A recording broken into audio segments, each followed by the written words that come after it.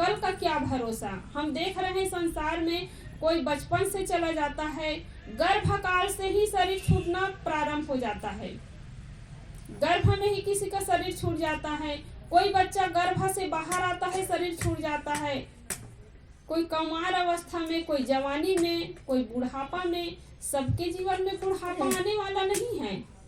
तो इसलिए कल के लिए कभी ना सोचे कि कल मैं सत्संग में चला जाऊंगा, कल मैं धर्म का काम कर लूंगा, कभी नहीं सोचना चाहिए। जब समय मिले, अवसर मिले और समय निकालना चाहिए उसके लिए। तो ये भजन है, भक्ति है, सत्संग है, ये हमारे साथ में जाने वाले हैं। कल पर कभी मत छोड़िए। एक सेठानी थी और सेठ सत्संग में सेठानी कहीं पर भी सत्संग होता था तो सत्संग में जाती थी, बहाना नहीं करती थी, पूरे काम को छोड़कर चली जाती थी। लेकिन सेठ जी को जब कहती थी सेठानी कि कहीं पर भी सत्संग होता है तो जाना चाहिए, चले जाना चाहिए, तब सेठ क्या कहते थे कि अमुक काम है मेरा, अमुक जगह मुझे जाना है, कल चला जाऊंगा। और कल कल करते करते एक दिन भी सत्संग में वो नहीं गया। तब एक दिन क्या हुआ कि वो सेठ जी बीमार पड़ जाता है।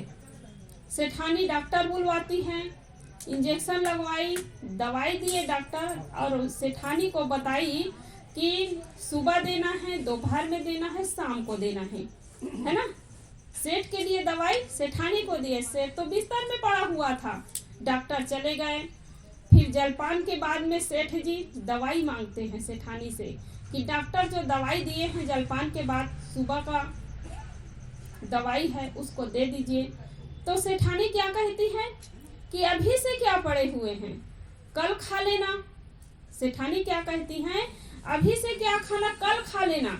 सेठ जी सुन करके दंग रह जाते हैं कि सेठानी को क्या हो गया कि डॉक्टर दवाई दिए हैं 3 टाइम खाने के लिए, सुबह, दोपहर और शाम, और सेठानी बोलती है कल खा लेना। फिर थोड़ी देर बीता समय, फिर बोलता है सेठ जी कि दवाई दे दो मुझे। सेठानी फिर बोलती है कि अभी से क्या पड़े हैं, बाद में खा लेना, कल खा लेना। वो भी बहाना करने लगती है। तब सेठ जी झल्ला करके बोलते हैं कि जब मैं मर जाऊंगा, है ना, जब मैं मर जाऊंगा तब क्या तुम दवाई दोगे। तब सेठानी कहती है कि मैं सत्संग में जाने के लिए बोलती थी तो आप क्या कहते थे कि कल खा लेना, कल चला जाऊंगा, परसों चला जाऊंगा, लेकिन आज तक तुम सत्संग में नहीं गए हो। जिंदगी का क्या ठिकाना कि आज शरीर छूटे, कल शरीर छूटे। तब उसी समय सेठ ने संकल्प लिया और कहा कि दवाई दे दो, मैं ठीक हो जाऊंगा और फिर सत्संग में जाना शुरू कर दूंगा। सेठ की आंखें खुल जाती है और फिर उसी दिन से संकल्प लिया, दवाई खाकर ठीक हो गए, फिर सत्संग में जाना प्रारंभ किया। तो कल पर कभी मत टालिए, कल क्या होगा इसका कोई ठिकाना नहीं है। तो इसलिए जब तक जीवन है, जब तक शरीर स्वस्थ है, तब तक अपना काम कर लेना चाहिए। आज कोई किसी को पूछता नहीं है। देखिए परिवार के सदस्य लोग भी होते हैं, परिवार के लोग होते हैं, वो सब अपने स्वार्थ के लिए जीते हैं। कोई भगवान को चाहते हैं तो भगवान के लिए नहीं, अपने लिए चाहते हैं। कोई माता पिता को चाहते हैं तो उनके लिए नहीं, अपने लिए चाहते हैं। पत्नी है, बेटा है, बहू है, सब अपने स्वार्थ के लिए जीते हैं, अपने स्वार्थ के लिए चाहते हैं। एक माता जी बता रही थी, एक जगह हम लोग गए थे, तब मैं नाती को बोलती हूँ, नाती है, पोता है, किसी को भी बोलती हूँ कि मुझे अमुक जगह ले जाओ, तो कई बहाना करते हैं। ठीक है, कई बहाना करेंगे, और जैसे ही मैं उसको 100 रुपया 50 रुपया देती हूँ कि बेटा मुझे ले जाना, पैसा रख लो, तो तुरंत उसके लिए समय निकल जाता है। वो बूढ़ी माँ बता रही थी, तो साहब जी मेरे जेब में है पैसा, मेरे पास है तो मैं देती हूँ, तुरंत समय निकल जाता है। जब नहीं दूंगी तो बहाना करते करते पूरा समय निकाल देते हैं, सत्संग में नहीं ले जाते हैं, ना कहीं नहीं ले जाते हैं। तो इसलिए एक भजन में कहते हैं, पास माल है जब तक हाथ सब मिलाएंगे,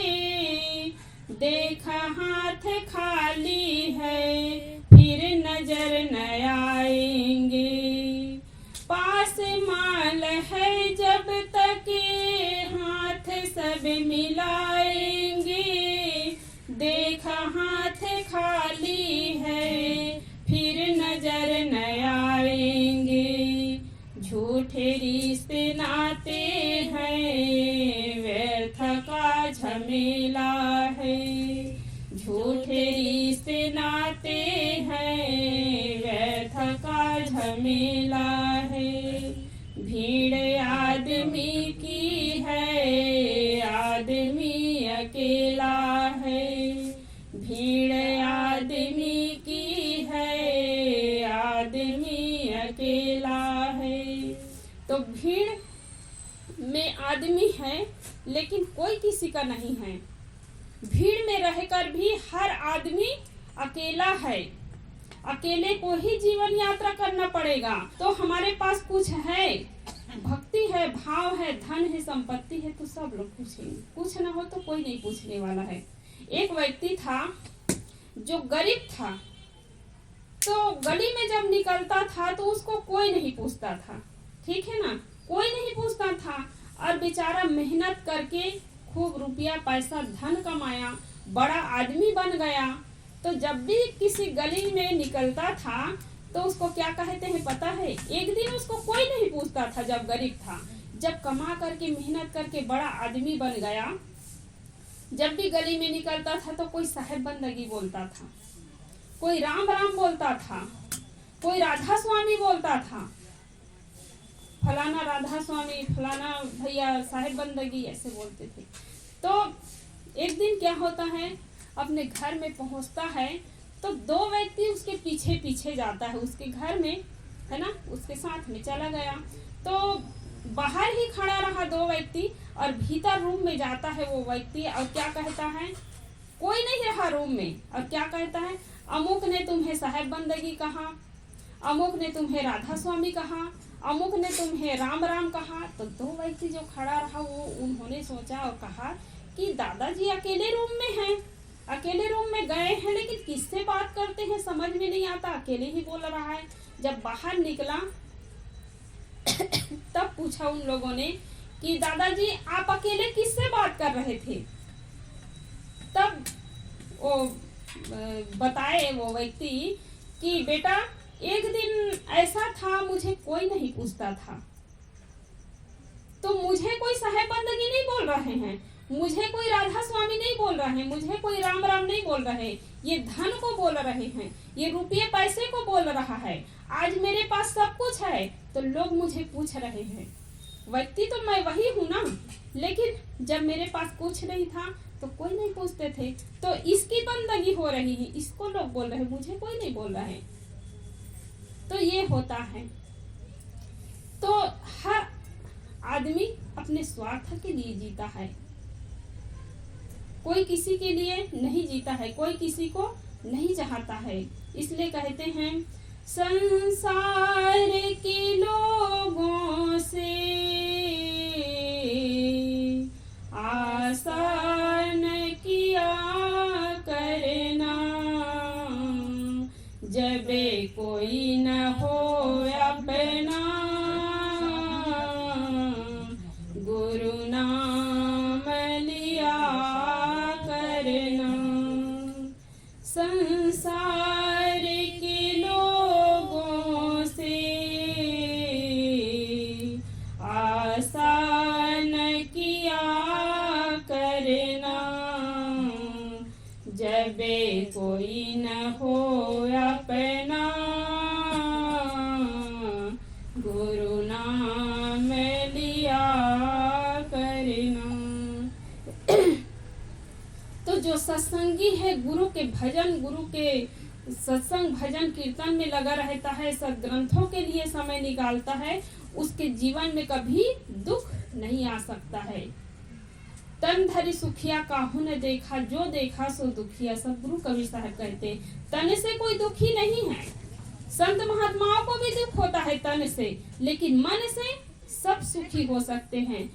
सुख और दुख ये हमारे मन की मान्यता है। तकलीफ होगी, शरीर को दुख होगा, आपके मन को दुख नहीं हो सकता है। तो भजन भक्ति और सत्संग के लिए समय निकालें, और यही अपने साथी है, अपने असली साथी ये भजन भक्ति है। सद्ग्रंथ हम पढ़ते हैं, सत्संग में जाते हैं, ये अपने असली साथी है। और अंत समय में यही साथ जाने वाला है, यही काम आने वाला है।